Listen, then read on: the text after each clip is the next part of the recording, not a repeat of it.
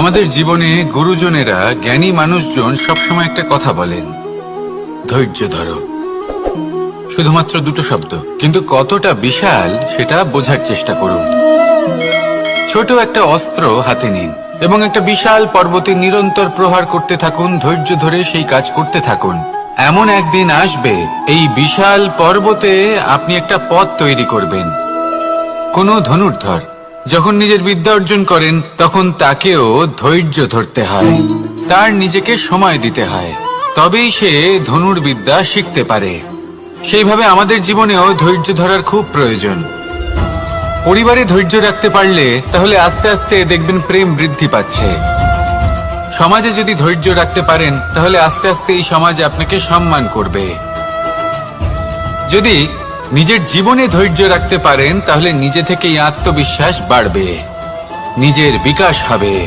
জীবনে সবই সম্ভব যদি ধৈর্য রাখতে পারেন। হয়তো আস্তে আস্তে হবে, কিন্তু হবে অবশ্যই। শুধু ধৈর্য রাখুন, কারণ ধৈর্যই সব থেকে বড় পুঁজি। আসুন আর আমার সাথে ভালোবেসে বলুন, রাধা রাধা।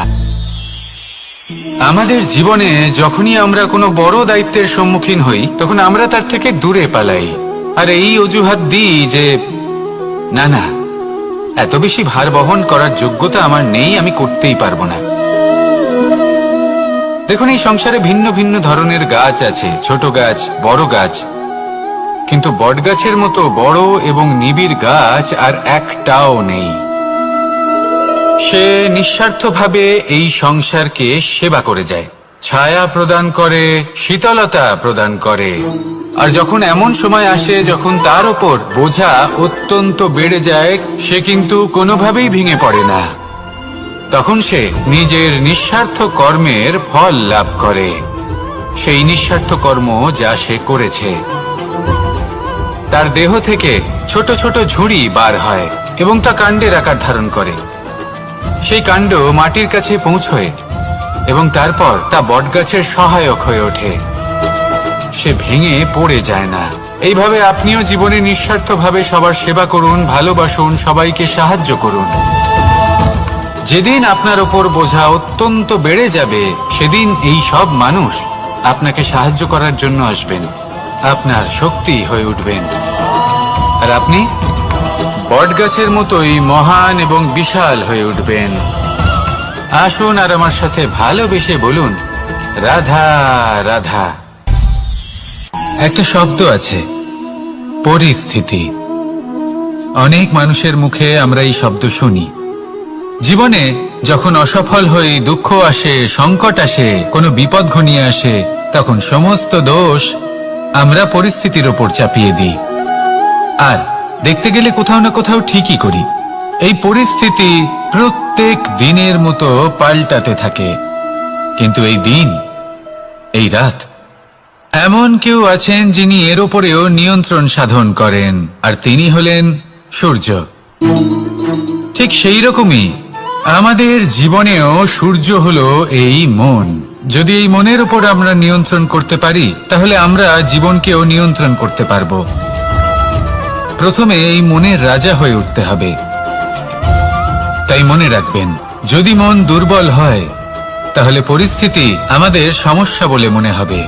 এই মন যদি স্থির হয়, পরিস্থিতি প্রতিস্পর্ধা বলে মনে হবে। আর এই মন যদি শক্তিশালী হয়ে ওঠে, তাহলে যে কোনো পরিস্থিতি আপনার কাছে একটা সুযোগ মাত্র, এমন এক সুযোগ যাতে অগ্রসর হয়ে আপনি মহান হয়ে উঠতে পারেন। এই মনের শক্তির বৃদ্ধি ঘটান, মহান হয়ে উঠুন, আর আমার সাথে ভালোবেসে বলুন, রাধা রাধা। খুব সুন্দর একটা কাহিনী আছে। একবার এক ব্যক্তি নিজের অসফলতার জন্য ত্রস্ত হয়ে সময় দেবতার তপস্যা করতে বসলেন। উনি তপস্যা করলেন এবং সময় দেবতা প্রসন্ন হলেন, মানুষের রূপ ধারণ করে ওনার সামনে প্রকট হলেন। এবার সেই ব্যক্তি ওনাকে জিজ্ঞেস করলেন যে কি এমন আছে যার জন্য আপনি বারবার জয়ী হন আর আমি চিরকাল পরাজিত হয়ে থাকি? কেন এত পরিশ্রম করা সত্ত্বেও আমি সাফল্য লাভ করতে পারি না? তখন সময় দেবতা উত্তর দিলেন যে দিন হোক বা রাত, ঝড় হোক বা ভূমিকম্প, রোদ হোক বা বৃষ্টি হোক, সময়ের সূত্রপাত হোক বা প্রলয়, আমি থামি না, আমি চলতেই থাকি। আর সেই জন্য যিনি থেমে যান তিনি পরাজিত হন, আর আমি জয়ী হই। এটাই আমাদের শিখতে হবে। জীবনে সবসময় চলতে থাকুন, কখনো থামবেন না। হ্যাঁ, কিছুক্ষণের জন্য বিরতি নিতে পারেন, বিশ্রাম করার জন্য, নিজেকে আরো সশক্ত করে তোলার জন্য, কিন্তু থেমে যাবেন না। নিরন্তর কর্ম করতে থাকুন, পরিশ্রম করতে থাকুন, তবেই এই সংসার আপনাকে মনে রাখবে। আসুন আমার সাথে ভালোবেসে বলুন, রাধা রাধা। মানুষ তার জীবনে দুই ধরনের পরিস্থিতিকে খুব ভয় পায়। এক, কোনো কারণবশত কারোর সামনে নত হওয়া। দুই, কোনো কারণে নিজের চরিত্র থেকে, নিজের মূল্যবোধ থেকে বিচ্যুত হওয়া। এবার কেন হয় এরকম যে কথায় কথায় কারোর সামনে নত হতে হয়? কেন বারংবার নিজের চরিত্র থেকে চ্যুত হতে হয়? এরকম কেন হয়? এটা তখনই হয় যখন আমাদের শিক্ষা এবং মূল্যবোধের অভাব থাকে। যদি মানুষের মধ্যে প্রকৃত শিক্ষা থাকে, তাহলে এই সংসারে কোনো সময় এবং কারোর সামনেই নত হওয়ার কোনো প্রয়োজন নেই। যদি মানুষের মধ্যে মূল্যবোধ থাকে, তাহলে তাকে নিজের মূল্যবোধ বা চরিত্র থেকে বিচ্যুত হতে হয় না, তা সে যাই হয়ে যাক না কেন। কোনো বালককে যদি জন্ম থেকেই সুশিক্ষার অধিকারী করা হয়, শিক্ষিত করা হয়, মূল্যবোধের অধিকারী করা হয়, তবে সে এই সংসারে এমন কর্ম করবে যাতে সে নিজেকে, নিজের পরিবারকে, সমগ্র সমাজকে গর্বিত করতে পারে। শিক্ষা লাভ করুন, মূল্যবোধ লাভ করুন, এবং আমার সাথে ভালোবেসে বলুন, রাধা রাধা। আমাদের সকলের জীবনে একটা লক্ষ্য থাকে যেটা আমরা লাভ করতে চাই। ঠিক যেন একটা প্রতিস্পর্ধা বিদ্যমান যে কে সব থেকে আগে নিজের লক্ষ্যে পৌঁছতে পারবে। আর সেই জন্য আমরা সকলেই খুব তাড়াতাড়ি এগোতে চেষ্টা করি, বড় এবং দীর্ঘ পদক্ষেপ ফেলি, যাতে তাড়াতাড়ি নিজের লক্ষ্যে পৌঁছতে পারি। কিন্তু এক অত্যন্ত গুরুত্বপূর্ণ বিষয় আছে, সবসময় লক্ষ্য সামনে থাকবে না, কখনো কখনো তা খুঁজতে হয়। এই যাত্রা খুব কঠিন হতে পারে, আর ঠিক এই কারণেই সবসময় দ্রুত গতিতে চলা বা তাড়াতাড়ি পথে চলা সেটা আবশ্যক নয়। তার থেকেও বেশি গুরুত্বপূর্ণ হলো ভেবেচিন্তে তারপর পথ চলা। যদি ভেবেচিন্তে পদক্ষেপ ফেলেন, চলতে পারেন, তাহলে সেটাই সর্বশ্রেষ্ঠ পদক্ষেপ। কখন কোন দিকে যেতে হবে, কখন কোথায় দিক পাল্টানো যাবে না, কখন গতি বেশি রাখতে হবে, কখন কম, কখন থামবো, কখন চলবো, এই সব কিছুর বিষয়ে জ্ঞান অত্যন্ত গুরুত্বপূর্ণ এবং ভেবে চিন্তে চলতেই হবে। সেই জন্য শুধু তীব্র গতিতে সামনে এগোলে চলবে না, ভাবনা চিন্তা করে এগোতে হবে। আসুন আমার সাথে ভালোবেসে বলুন, রাধা রাধা। পায়েস হলো আমার বিশেষ প্রিয়। এর মধুর স্বাদ মনকে প্রফুল্ল করে তোলে। ছোটবেলায় মা আমার জন্য পায়েস বানাতেন এবং আমাকে বলতেন যে গরম থাকতে থাকতে খেয়ে নে কানাই, ঠান্ডা হয়ে গেলে ভালো লাগবে না। কিন্তু আমিও দুষ্টু ছিলাম, ঠান্ডা হওয়া পর্যন্ত অপেক্ষা করতাম, আর ঠান্ডা হয়ে যাওয়ার পরে মার কাছে যেতাম আর ওনাকে বলতাম যে মা, পায়েস তো ঠান্ডা হয়ে গেছে, এটা গরম করে দিন। তখন মা হাসতেন আর বলতেন যে পায়েস না হয় আমি আবার গরম করে দেব কানাই, কিন্তু এর মধুর স্বাদ, সেই মিষ্টত্ব, সেই সুবাস, সেটা আবার ফিরে আসবে না। কথাটা সত্যি, আর এই সত্যটাই আমাদেরও জীবনের সত্য। আমাদের জীবনের মধুর সম্পর্কগুলি, এতে যখন কটুভাব প্রবেশ করে, তখন সেই মিষ্টত্ব ফিরিয়ে আনা প্রায় অসম্ভব ব্যাপার হয়ে যায়। আপনি চেষ্টা করে সেই সম্পর্ক ঠিক করতেই পারবেন, তার জন্য অগাধ পরিশ্রম করতে হবে, কিন্তু আবার সেই মিষ্টত্ব কখনো ফিরে আসবে না। সেই জন্য আপনার জীবনের যে মধুর সম্পর্ক আছে, যতটা সম্ভব চেষ্টা করুন তাতে মিষ্টত্ব বজায় রাখতে। কটুভাব আসতে দেবেন না। আসুন আর আমার সাথে মধুর স্বরে বলুন, রাধা রাধা। শব্দ, শব্দ আসলে কি? শুধুই কয়েকটি অক্ষরের সমষ্টি, নাকি আমাদের বাণী, এই শব্দ এমন এক শক্তি যা কাউকেই নিজের বশবর্তী করে ফেলতে পারে। শব্দ এমন এক অস্ত্র যা কাউকে ক্ষত বিক্ষত করে দিতে পারে। এই শব্দ হলো একটি নাদ স্বরূপ যা কোনো ঘুমন্ত ব্যক্তিকেও জাগিয়ে তুলতে পারে এবং নিজের লক্ষ্যের দিকে অগ্রসর করতে পারে। শব্দে এত শক্তি আছে যে কারোর মনে এতটা আঘাত দিতে পারে যে সে হয়তো জীবনে আর কখনো এগোতেই পারল না। তাহলে এই শব্দের প্রয়োগ খুব ভেবেচিন্তে করবেন। এবং এই শব্দের মতোই হলো নীরবতা। অনেক সময় এই নীরবতা আমাদের সহায়ক হয়ে ওঠে। অনেক সময় এটা আমাদের অনুশোচনাকে অনেক বেশি বাড়িয়ে তুলতে পারে। ভীষ্ম পিতামহ, অঙ্গরাজ কর্ণ যখন দ্রৌপদীর বস্ত্রহরণ হচ্ছিল তখন এনারা নীরব ছিলেন। দুর্যোধনের বিরোধিতা করেননি, ওকে বাধা দেননি। আর তারপর কি হলো সেটা আপনারা সকলে জানেন। দেখতে গেলে নীরবতা চুপ করে থাকা, কিন্তু যদি কোনো দুষ্টের সামনে চুপ করে থাকেন, যদি তার বিরোধিতা না করতে পারেন, তাহলে এই নীরবতাই অনেক বড় পাপের আকার ধারণ করে। মনে রাখবেন আর আমার সাথে ভালোবেসে বলবেন, রাধা রাধা। আভূষণ। কার না ভালো লাগে এই আভূষণ? আমরা পরিশ্রম করি, ধন অর্জন করি আর আভূষণ কিনে থাকি, কখনো নিজের জন্য, কখনো বা তাদের জন্য যাকে আমরা ভালোবাসি, বা তাদের জন্য যাকে আমরা সম্মান করি। হয়তো সেই জন্যই সীতা চূড়ামণি ধারণ করেছিলেন এবং আমি সামন্তকমণি। কিন্তু এটাই কি সেই প্রকৃত আভূষণ যা আপনার মূল্য বৃদ্ধি করে? না। শ্রীরামের আভূষণ হলো ওনার নম্র ভদ্র ব্যবহার। মাতা সীতার আভূষণ হলো ওনার সততা, ওনার নিষ্ঠা, ওনার ত্যাগ। অর্জুনের আভূষণ ছিল ওনার একাগ্রতা। রাধার আভূষণ ওনার প্রেম। এই আভূষণ কোথাও নেই, আপনার মনে আছে। যদি আপনার মনে মিষ্টতা থাকে, তা শান্ত হয়, তাতে সততা থাকে, নিষ্ঠা থাকে এবং প্রেম থাকে, তাহলে আপনার অন্য আর কোনো আভূষণের কোনো প্রয়োজন নেই। আপনি যতই ভিড়ের মাঝে থাকুন, আপনার ঔজ্জ্বল্য চোখে পড়বে। আসুন আর আমার সাথে ভালোবেসে বলুন, রাধা রাধা। এই সংসারের সবথেকে বড় সত্যি হলো জন্ম এবং মৃত্যু। কিন্তু আরো বড় একটা সত্য আছে, মিত্র এবং শত্রু, যা আমাদের সকলের জীবনে থাকে। মিত্র সে যে আমাদের সঙ্গ দেয় এবং সংসারের সবথেকে উঁচু শিখরে আমাদের নিয়ে যায়, এবং শত্রু সে যে যে কোনো মুহূর্তে যে কোনো শিখর থেকে আমাদের নিচে ফেলে দিতে পারে। এবার বিচিত্র ব্যাপার হলো এটাই যে আমরা নিজেরাই এদের সাথে নিয়ে চলি, নিজেরাই এদের পালন করি। তা কি করে?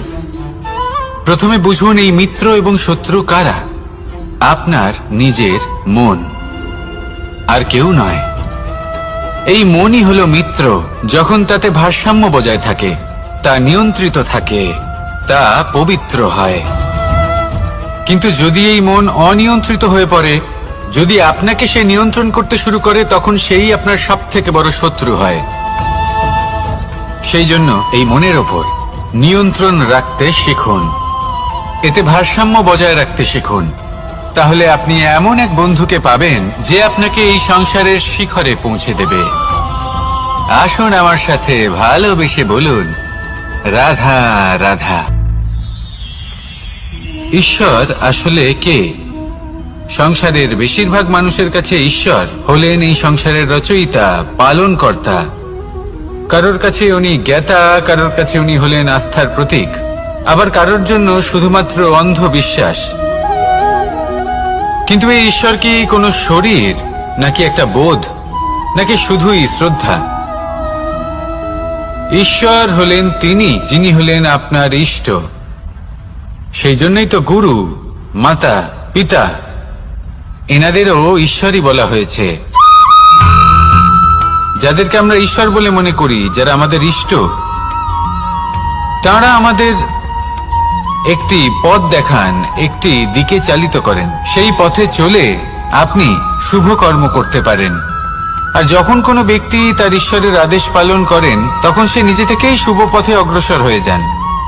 বেশ কয়েকজন মানুষ ঈশ্বরের ওপর আস্থা রাখেন এবং ভাবেন যে অনুচিত কোনো কাজ করা উচিত নয়, ঈশ্বর দেখছেন। ওনারা ভয় পান যে কোনো অনুচিত কর্ম করলে কে জানে তার পরিণাম কি হবে। এমন অনেক ব্যক্তি রয়েছেন যারা ঈশ্বরকে বিশ্বাস করেন এবং জানেন যে ঈশ্বর তাদেরকে দেখছেন, তাই যে যে শুভকর্ম ওনারা করেছেন তার ফল তারা অবশ্যই পাবেন। এবার আপনি ভয় পেয়ে ঈশ্বরকে বিশ্বাস করবেন নাকি বিশ্বাসের দ্বারা ঈশ্বরকে বিশ্বাস করবেন, সেই সিদ্ধান্ত আপনারই। কিন্তু হ্যাঁ, যদি আপনার মনে ঈশ্বরের জন্য কোনো স্থান থাকে, যদি আপনার কোনো ইষ্ট থাকেন, যদি আপনি কাউকে ঈশ্বর মনে করেন যার প্রত্যেক আদেশ আপনি পালন করে থাকেন, তাহলে বলি ঈশ্বর কখনো আপনাকে অনুচিত পথে চালিত করবেন না। আসুন আমার সাথে ভালোবেসে বলুন, রাধা রাধা। এই সংসারে ভিন্ন ভিন্ন ধরনের গাছ আছে, অসংখ্য ধরনের প্রজাতি আছে। কিছু গাছ পাতা দিয়ে থাকে, কিছু ফুল, কিছু ফল। কেউ ছায়া প্রদান করে, কেউ শীতলতা প্রদান করে, কেউ নিজেকে খুব কষ্ট দিয়ে এই সংসারের বিকাশে সহায়ক হয়ে ওঠে। কিন্তু এই সবার মধ্যে একটা বিষয় কিন্তু সমান, এরা প্রত্যেকেই পাতা ছাড়া, ফুল ছাড়া, ফল ছাড়া জীবিত থাকতেই পারে, কিন্তু কোনো বৃক্ষই শিকড় ছাড়া বেঁচে থাকতেই পারে না। এটাই হলো রাধার। ঠিক সেইভাবেই আমাদের জীবনে শক্তি হোক, ধন হোক বা সাফল্য হোক, আমাদের বা আমাদের পরিবারের প্রসন্নতাই হোক, এই সব কিছুর আধার হলো, সবকিছুর মূল হলো পরিশ্রম। তাই জীবনে চিরকাল পরিশ্রম করতে থাকুন। যদি আপনি জীবনে মহান হবার পথে অগ্রসর হতে চান, তাহলে পরিশ্রম করুন। এই পরিশ্রম দ্বারাই নিজের পরিবারকে প্রসন্ন করুন, নিজের বন্ধুদের প্রসন্ন করুন, এই সমাজকে গর্বিত করুন। আসুন আমার সাথে ভালোবেসে বলুন, রাধা রাধা। কখনো কোনো বাগানের কোনো বৃক্ষকে দেখেছেন যেখানে সুগন্ধি ফুল থাকে, রসালো ফল থাকে? তখন মন প্রফুল্ল হয়ে ওঠে, মন থেকে সেই বৃক্ষের প্রতি ভালোবাসা জন্মায়। কিন্তু যিনি বাগানের মালিক, শুধুমাত্র তিনিই জানেন যে কিভাবে এই বৃক্ষকে আগলে রাখতে হয়, কিভাবে তার পরিচর্যা করলে এতে সুন্দর সুগন্ধি ফুল হবে, রসালো ফল হবে। কখনো কখনো প্রয়োজনের থেকে বেশি রোদ পেলে এই বৃক্ষগুলি শুকিয়ে যায়, প্রয়োজনের থেকে কম রোদ পেলেও এই বৃক্ষ কিন্তু শুকিয়ে যায়।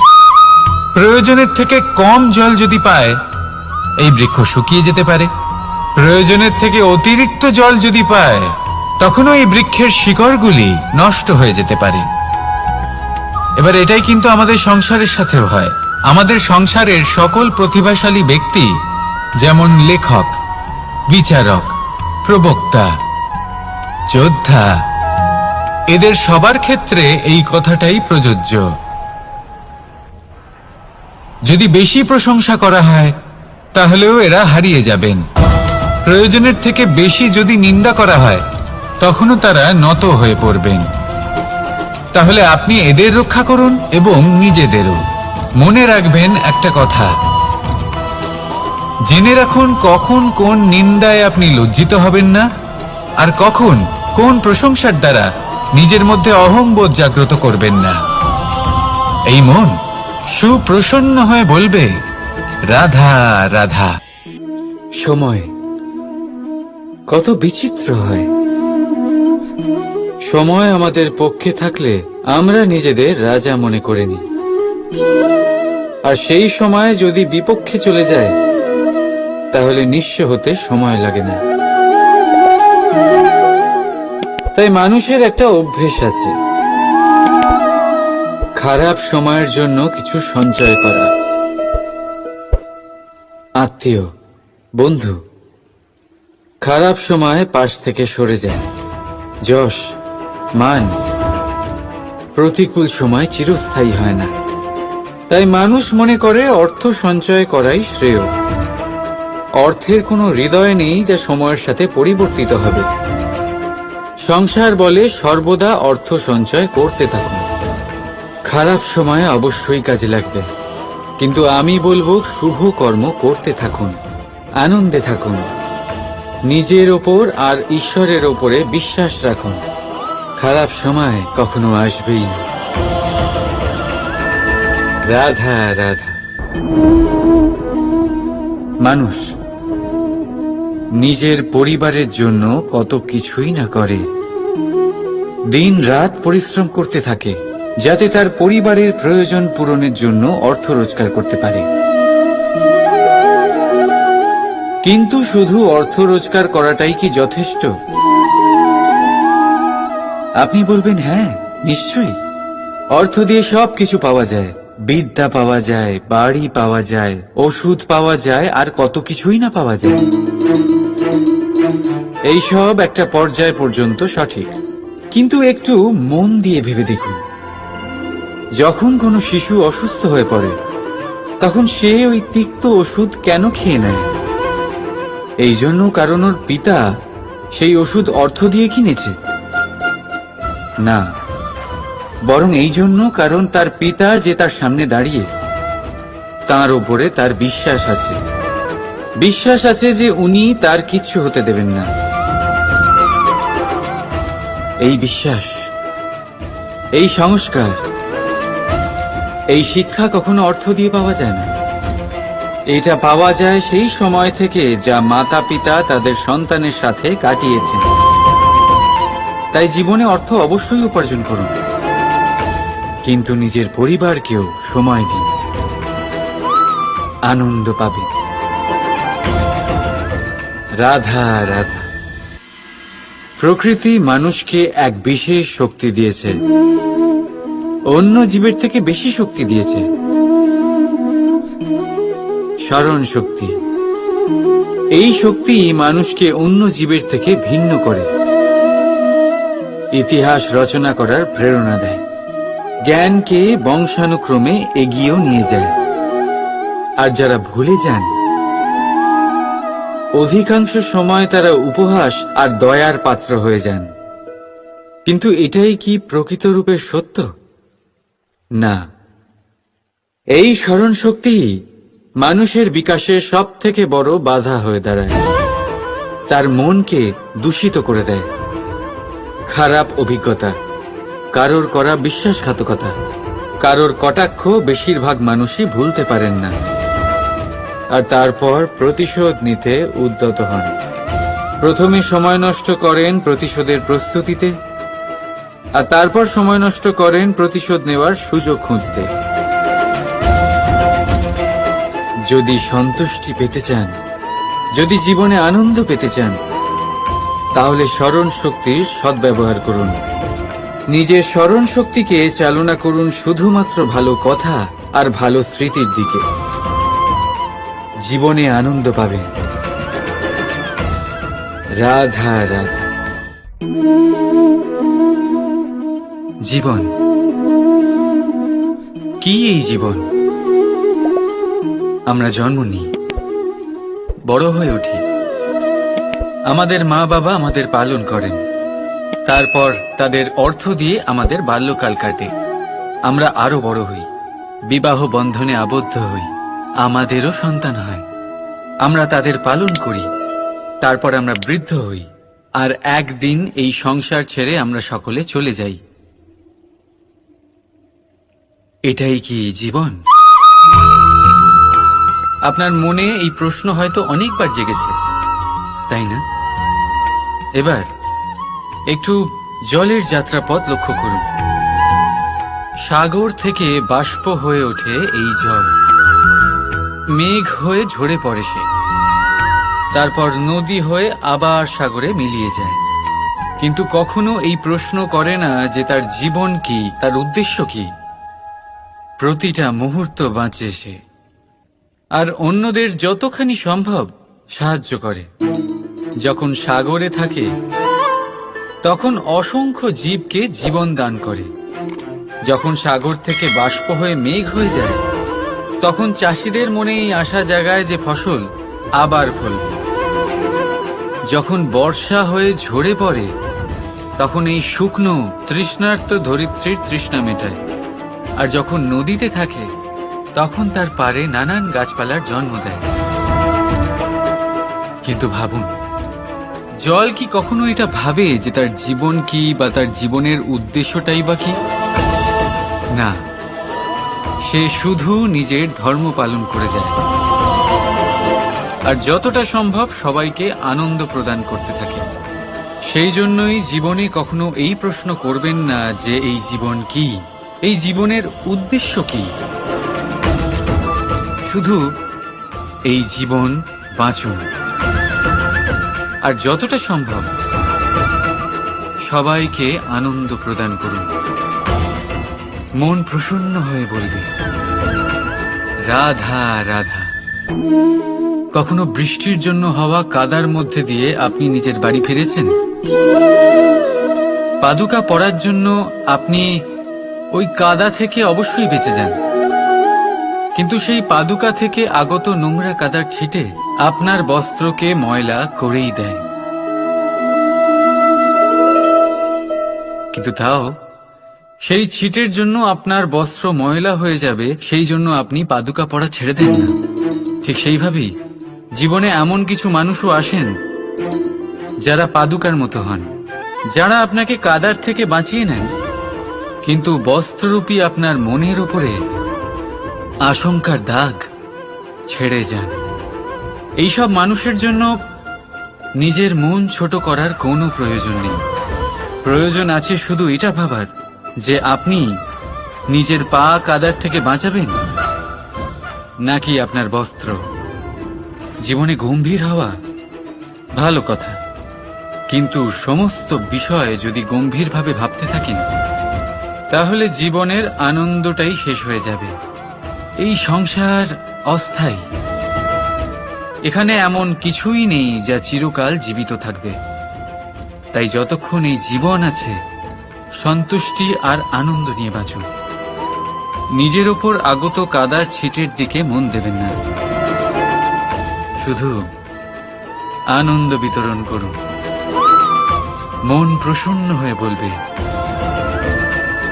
রাধা রাধা। আমাদের জীবনে গুরুজনেরা, জ্ঞানী মানুষজন সবসময় একটা কথা বলেন, ধৈর্য ধরো।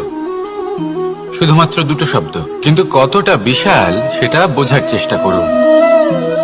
ছোট একটা অস্ত্র হাতে নিন এবং একটা বিশাল পর্বতে নিরন্তর প্রহার করতে থাকুন। ধৈর্য ধরে সেই কাজ করতে থাকুন।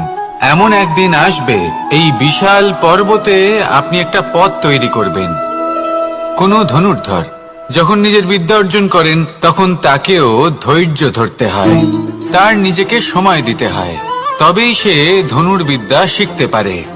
সেইভাবে আমাদের জীবনেও ধৈর্য ধরার খুব প্রয়োজন। পরিবারে ধৈর্য রাখতে পারলে তাহলে আস্তে আস্তে দেখবেন প্রেম বৃদ্ধি পাচ্ছে। সমাজে যদি ধৈর্য রাখতে পারেন তাহলে আস্তে আস্তে এই সমাজ আপনাকে সম্মান করবে। যদি নিজের জীবনে ধৈর্য রাখতে পারেন তাহলে নিজে থেকেই আত্মবিশ্বাস বাড়বে, নিজের বিকাশ হবে। জীবনে সবই সম্ভব যদি ধৈর্য রাখতে পারেন। হয়তো আস্তে আস্তে হবে, কিন্তু হবে অবশ্যই। শুধু ধৈর্য রাখুন, কারণ ধৈর্যই সব থেকে বড় পুঁজি। আসুন আর আমার সাথে ভালোবেসে বলুন রাধা রাধা। আমাদের জীবনে যখনই আমরা কোনো বড় দায়িত্বের সম্মুখীন হই তখন আমরা তার থেকে দূরে পালাই, আর এই অজুহাত দিই যে না না, এত বেশি ভার বহন করার যোগ্যতা আমার নেই, আমি করতেই পারবো না। দেখুন, এই সংসারে ভিন্ন ভিন্ন ধরনের গাছ আছে, ছোট গাছ, বড় গাছ, কিন্তু বটগাছের মতো বড় এবং নিবিড় গাছ আর একটাও নেই। সে নিঃস্বার্থভাবে এই সংসারকে সেবা করে যায়, ছায়া প্রদান করে, শীতলতা প্রদান করে। আর যখন এমন সময় আসে যখন তার ওপর বোঝা অত্যন্ত বেড়ে যায়, সে কিন্তু কোনোভাবেই ভেঙে পড়ে না। তখন সে নিজের নিঃস্বার্থ কর্মের ফল লাভ করে, সেই নিঃস্বার্থ কর্ম যা সে করেছে। তার দেহ থেকে ছোট ছোট ঝুড়ি বার হয় এবং তা কাণ্ডের আকার ধারণ করে। সেই কাণ্ড মাটির কাছে পৌঁছয় এবং তারপর তা বটগাছের সহায়ক হয়ে ওঠে। সে ভেঙে পড়ে যায় না। এইভাবে আপনিও জীবনে নিঃস্বার্থভাবে সবার সেবা করুন, ভালোবাসুন, সবাইকে সাহায্য করুন। যেদিন আপনার ওপর বোঝা অত্যন্ত বেড়ে যাবে, সেদিন এই সব মানুষ আপনাকে সাহায্য করার জন্য আসবেন, আপনার শক্তি হয়ে উঠবেন, আর আপনি বটগাছের মতোই মহান এবং বিশাল হয়ে উঠবেন। আসুন আর আমার সাথে ভালোবেসে বলুন, রাধা রাধা। একটা শব্দ আছে, পরিস্থিতি। অনেক মানুষের মুখে আমরা এই শব্দ শুনি। জীবনে যখন অসফল হই, দুঃখ আসে, সংকট আসে, কোনো বিপদ ঘনিয়ে আসে, তখন সমস্ত দোষ আমরা পরিস্থিতির ওপর চাপিয়ে দিই। আর দেখতে গেলে কোথাও না কোথাও ঠিকই করি। এই পরিস্থিতি প্রত্যেক দিনের মতো পাল্টাতে থাকে, কিন্তু এই দিন, এই রাত, এমন কেউ আছেন যিনি এর ওপরেও নিয়ন্ত্রণ সাধন করেন, আর তিনি হলেন সূর্য। ঠিক সেই রকমই আমাদের জীবনেও সূর্য হলো এই মন। যদি এই মনের উপর আমরা নিয়ন্ত্রণ করতে পারি, তাহলে আমরা জীবনকেও নিয়ন্ত্রণ করতে পারবো। প্রথমে এই মনের রাজা হয়ে উঠতে হবে। তাই মনে রাখবেন, যদি মন দুর্বল হয়, তাহলে পরিস্থিতি আমাদের সমস্যা বলে মনে হবে। এই মন যদি স্থির হয়, পরিস্থিতি প্রতিস্পর্ধা বলে মনে হবে। আর এই মন যদি শক্তিশালী হয়ে ওঠে, তাহলে যে কোনো পরিস্থিতি আপনার কাছে একটা সুযোগ মাত্র, এমন এক সুযোগ যাতে অগ্রসর হয়ে আপনি মহান হয়ে উঠতে পারেন। এই মনের শক্তির বৃদ্ধি ঘটান, মহান হয়ে উঠুন, আর আমার সাথে ভালোবেসে বলুন, রাধা রাধা। খুব সুন্দর একটা কাহিনী আছে। একবার এক ব্যক্তি নিজের অসফলতার জন্য ত্রস্ত হয়ে সময় দেবতার তপস্যা করতে বসলেন। উনি তপস্যা করলেন এবং সময় দেবতা প্রসন্ন হলেন, মানুষের রূপ ধারণ করে ওনার সামনে প্রকট হলেন। এবার সেই ব্যক্তি ওনাকে জিজ্ঞেস করলেন যে কি এমন আছে যার জন্য আপনি বারবার জয়ী হন আর আমি চিরকাল পরাজিত হয়ে থাকি? কেন এত পরিশ্রম করা সত্ত্বেও আমি সাফল্য লাভ করতে পারি না?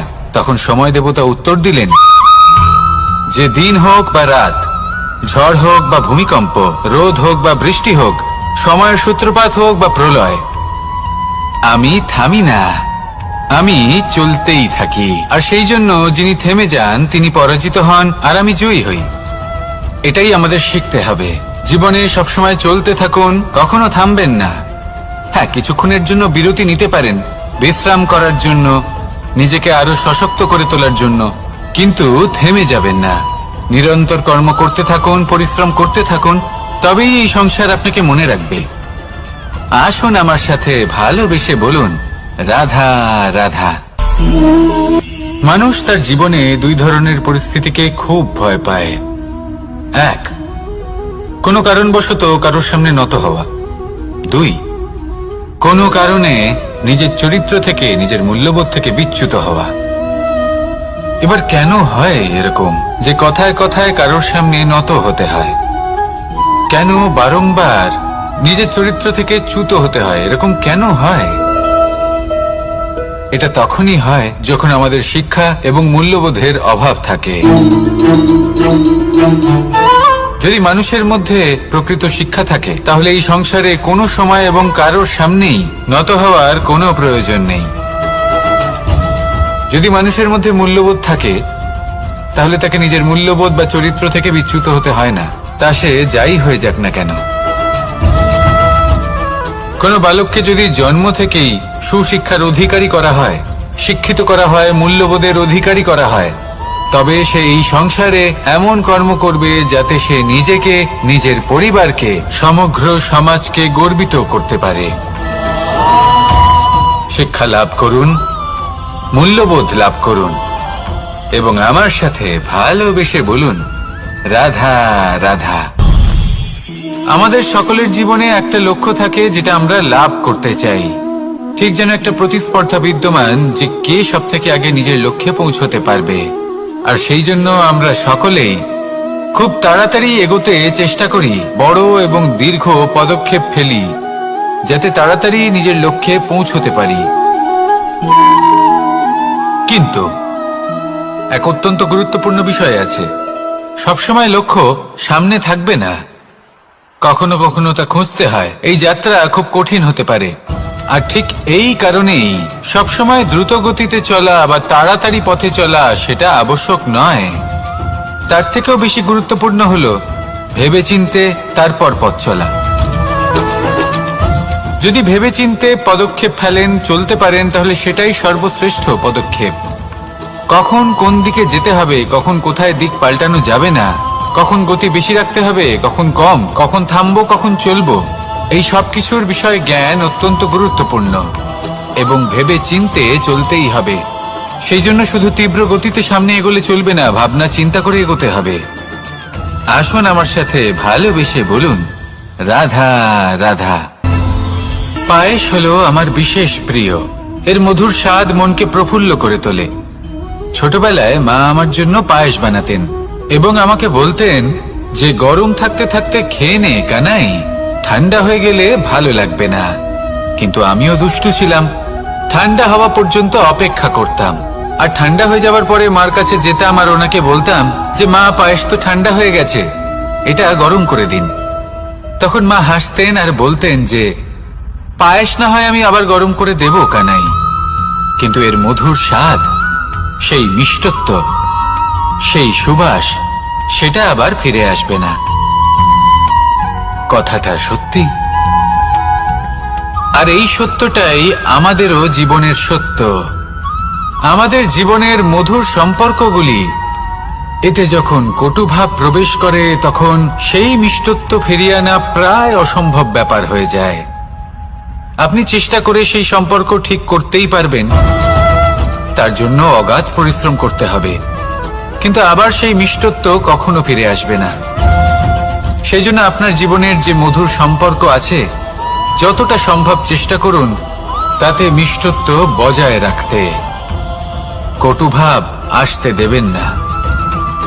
আসুন আর আমার সাথে মধুর স্বরে বলুন, রাধা রাধা।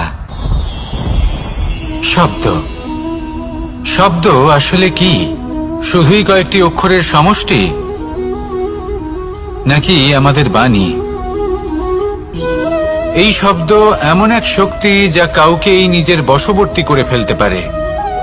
শব্দ এমন এক অস্ত্র যা কাউকে ক্ষত বিক্ষত করে দিতে পারে। এই শব্দ হলো একটি নাদ স্বরূপ যা কোনো ঘুমন্ত ব্যক্তিকেও জাগিয়ে তুলতে পারে এবং নিজের লক্ষ্যের দিকে অগ্রসর করতে পারে। শব্দে এত শক্তি আছে যে কারোর মনে এতটা আঘাত দিতে পারে যে সে হয়তো জীবনে আর কখনো এগোতেই পারল না। তাহলে এই শব্দের প্রয়োগ খুব ভেবেচিন্তে করবেন। এবং এই শব্দের মতোই হলো নীরবতা। অনেক সময় এই নীরবতা আমাদের সহায়ক হয়ে ওঠে, অনেক সময় এটা আমাদের অনুশোচনাকে অনেক বেশি বাড়িয়ে তুলতে পারে। ভীষ্ম পিতামহ, অঙ্গরাজ কর্ণ, যখন দ্রৌপদীর বস্ত্রহরণ হচ্ছিল তখন এনারা নীরব ছিলেন। দুর্যোধনের বিরোধিতা করেননি, ওকে বাধা দেননি। আর তারপর কি হলো সেটা আপনারা সকলে জানেন। দেখতে গেলে নীরবতা চুপ করে থাকা, কিন্তু যদি কোনো দুষ্টের সামনে চুপ করে থাকেন, যদি তার বিরোধিতা না করতে পারেন, তাহলে এই নীরবতাই অনেক বড় পাপের আকার ধারণ করে। মনে রাখবেন আর আমার সাথে ভালোবেসে বলবেন, রাধা রাধা। আভূষণ, কার না ভালো লাগে এই আভূষণ? আমরা পরিশ্রম করি, ধন অর্জন করি আর আভূষণ কিনে থাকি, কখনো নিজের জন্য, কখনো বা তাদের জন্য যাকে আমরা ভালোবাসি, বা তাদের জন্য যাকে আমরা সম্মান করি। হয়তো সেই জন্যই সীতা চূড়ামণি ধারণ করেছিলেন এবং আমি সামন্তকমণি। কিন্তু এটাই কি সেই প্রকৃত আভূষণ যা আপনার মূল্য বৃদ্ধি করে? না। শ্রীরামের আভূষণ হলো ওনার নম্র ভদ্র ব্যবহার। মাতা সীতার আভূষণ হলো ওনার সততা, ওনার নিষ্ঠা, ওনার ত্যাগ। অর্জুনের আভূষণ ছিল ওনার একাগ্রতা। রাধার আভূষণ ওনার প্রেম। এই আভূষণ কোথাও নেই, আপনার মনে আছে। যদি আপনার মনে মিষ্টতা থাকে, তা শান্ত হয়, তাতে সততা থাকে, নিষ্ঠা থাকে এবং প্রেম থাকে, তাহলে আপনার অন্য আর কোনো আভূষণের কোনো প্রয়োজন নেই। আপনি যতই ভিড়ের মাঝে থাকুন, আপনার ঔজ্জ্বল্য চোখে পড়বে। আসুন আর আমার সাথে ভালোবেসে বলুন, রাধা রাধা।